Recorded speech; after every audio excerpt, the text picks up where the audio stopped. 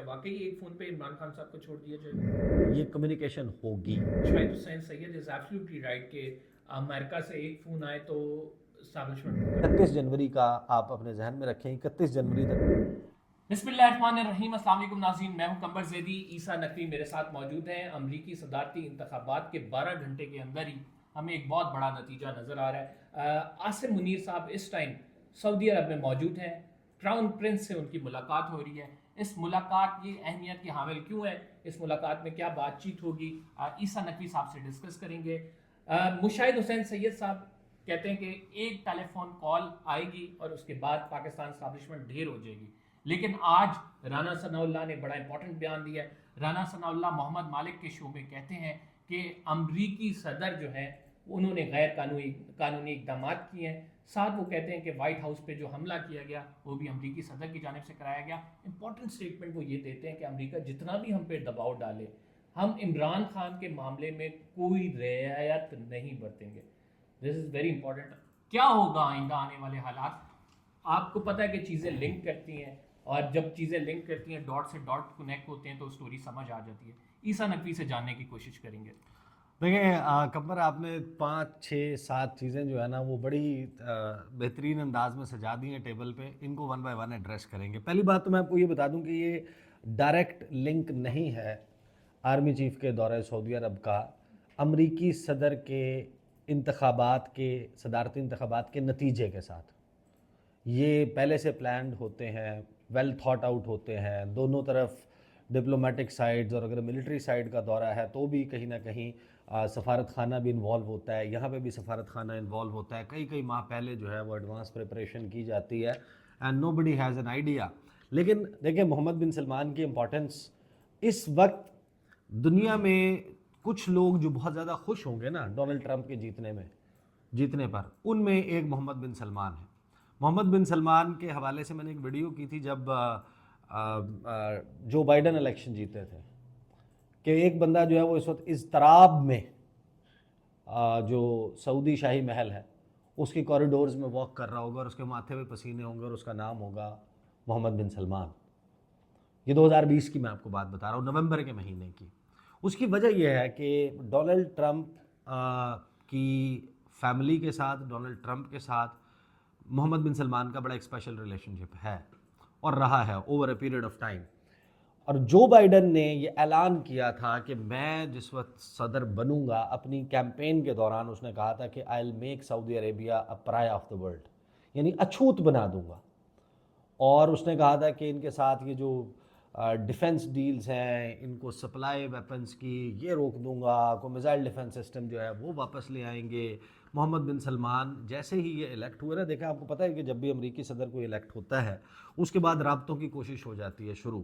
پوری دنیا کے لیڈرز جو ہیں وہ ٹیلی فون کال کے اوپر نئے امریکن صدر کے ساتھ انگیج کرنے کی کوشش کر رہے ہوتے ہیں. جب تک ابھی وہ پریزیڈنٹ الیکٹ ہوتا ہے, ابھی اس نے اوتھ نہیں لیا ہوتا, 20 جنوری کو پھر ایڈمنسٹریشن جب قائم ہو جاتی ہے 20 جنوری کو, اور اس کی سویرنگ ان ہو جاتی ہے, اوتھ ٹیکنگ ہو جاتی ہے, اس کے بعد پھر دوبارہ رابطوں کا سلسلہ شروع ہوتا ہے. مجھے یاد ہے جین ساکی جو ہیں وہ وائٹ ہاؤس کی ترجمان تھی.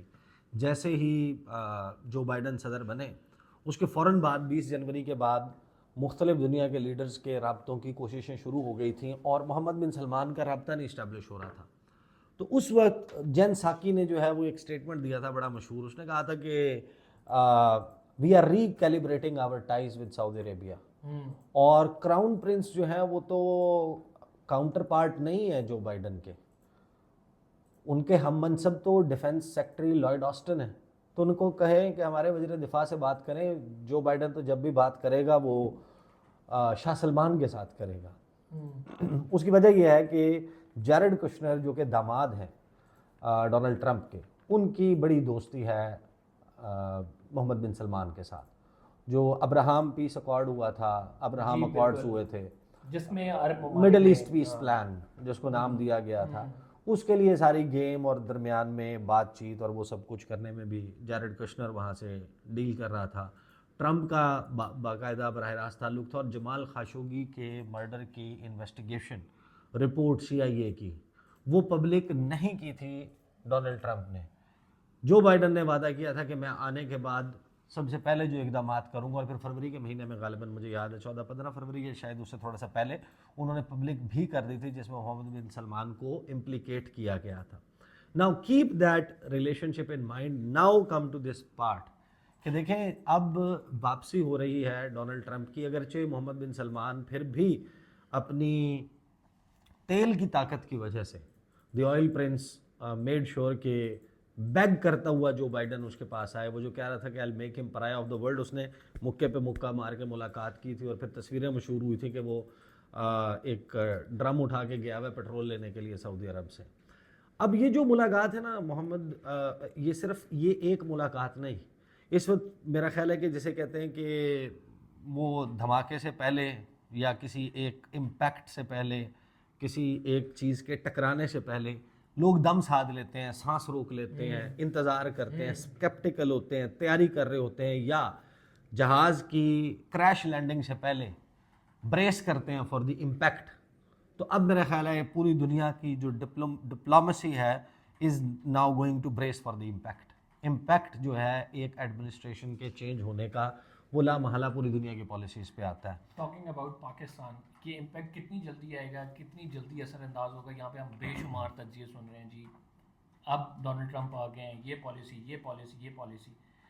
آپ کا کیا تجربہ کہتا ہے کہ کتنے عرصے تک امپلیمنٹیشن ہوتی ہے اگر کوئی بھی پالیسی دی جائے؟ دیکھیں جب آپ پرائورٹیز کی بات کرتے ہیں تو پرائورٹیز میں تو پاکستان کہیں فال نہیں کرتا.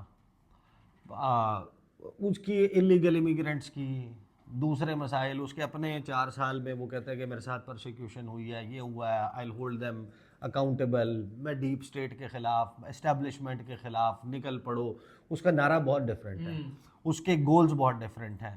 اس نے سب سے پہلے امریکہ فرسٹ کی پالیسی کے اوپر جانا ہے. موسٹ پروبیبلی نیٹو کے اوپر جو ہیوی اسپینڈنگ جو بائیڈن کی تھیں وہ کٹ ڈاؤن ہو جائیں گی. وہ تمام جو نیٹو ممالک ہیں ان کو کہے گا کہ اپنے جی ڈی پی کا 2% آپ دیں نیٹو کے ایکسپینسز کے لیے. وہ یوکرین وار کا بوجھ اٹھانے سے انکار کر دے گا، وہ یوکرین وار کا بوجھ اٹھانے سے انکار کر دے گا.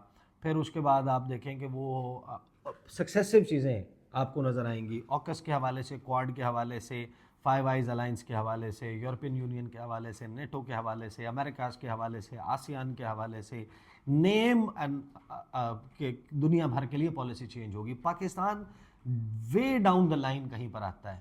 لیکن اس میں ٹرکی معاملہ یہ ہوگا کہ دیکھیں آپ، بہت سارے لوگوں کو یہ لگتا ہے کہ وہ جب یہ سب نپٹا لے گا تب پاکستان کے حوالے سے کوئی شاید معاملہ آئے گا. نہیں، دیکھیں پاکستان کی کے غیر اہم ہونے پہ بہت سارے لوگ دلائل دے رہے ہیں آج کل کہ پاکستان، دیکھیں وہ پاکستان کہاں میٹر کرتا ہے ورلڈ میپ پہ. Pakistan is just a dot, unimportant dot. America کا کیا انٹرسٹ ہے پاکستان کے ساتھ، یہ بھی بڑا یو ہیو ٹو انڈرسٹینڈ کہ ان کا انٹرسٹ ہے اور رہے گا.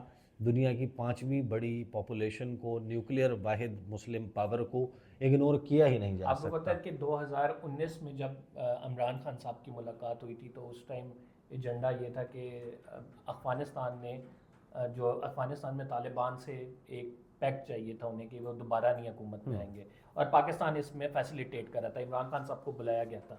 اب رائٹ ناؤ کیا آپ ایسی چیز دیکھتے ہیں جو پاکستان کے لیے ایک کی پوائنٹ ہوگا جس سے امریکن اسٹیبلشمنٹ کے قریب یا امریکن جو ٹرمپ انتظامیہ اس کے قریب جایا جائے؟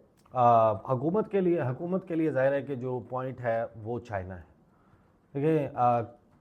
دیکھیں سے وہ یہ کہتے ہیں کہ کمیونسٹ پارٹی آف چائنا کا گراؤنڈ زیرو بن رہا ہے پاکستان، اور ہم نے اس کے لیے IMF کے لیورز استعمال کرنے ہیں، فلاں کام کرنے ہیں فلاں. لیکن ڈونلڈ ٹرمپ اتنا انکنونشنل، ایک غیر روایتی قسم کا سیاستدان ہے کہ اس سے آپ کچھ بھی ایکسپیکٹ کر سکتے ہیں.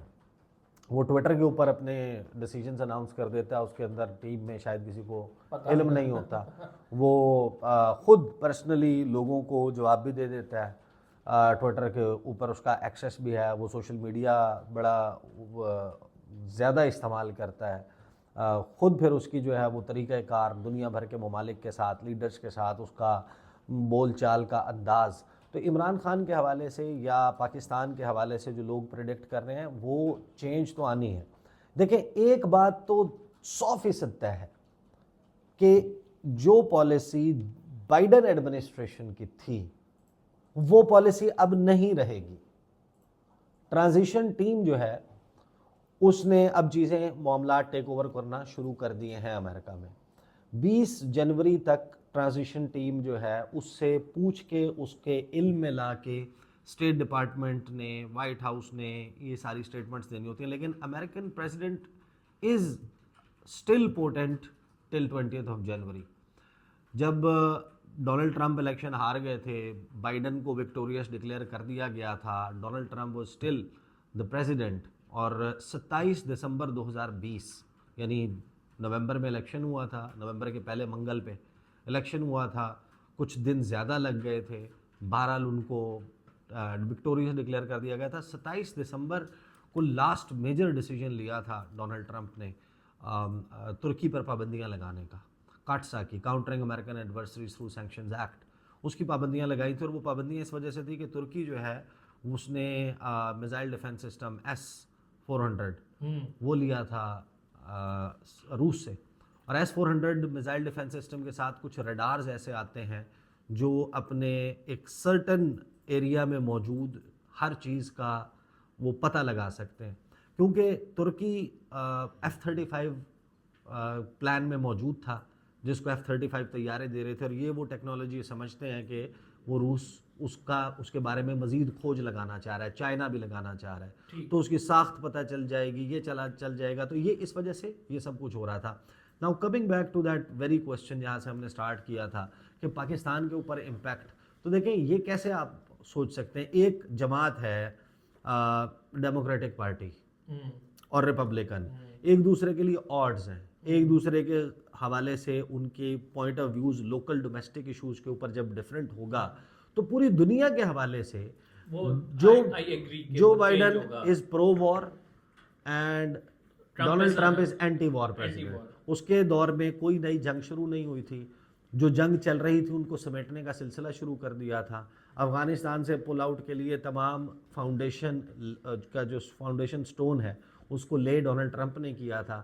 جب بائیڈن آیا اس نے یہ سمیٹی کانفلکٹ اور یوکرین والی کانفلکٹ سٹارٹ کر دی. مڈل ایسٹ میں جس نہج کے اوپر بائیڈن ایڈمنسٹریشن ان معاملات کو لے جا چکی ہے وہ سب کے سامنے ہے. ڈونلڈ ٹرمپ جو ہے وہ آ کے ان کا ریورسل لگائے گا. تو پریورٹیز میں یہ چیزیں فال تو نہیں کریں گی پاکستان, لیکن پاکستان کم اپ ضرور کرے گا بیکاز آف ایلون مسک. اس کا بزنس انٹرسٹ یہاں پر ہرٹ ہو رہا ہے بیکاز آف سرٹن.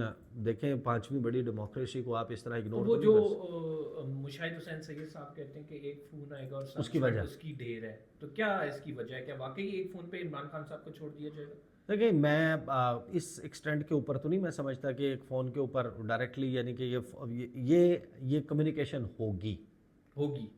میں I don't see a reason کہ کیوں نہ ہو. بہت ساری چیزیں ہیں جن کی وجہ سے مشاہد حسین سید از ایبسلیوٹلی رائٹ کہ امریکہ سے ایک فون آئے تو اسٹیبلشمنٹ کو کرنا پڑے گا اس پر.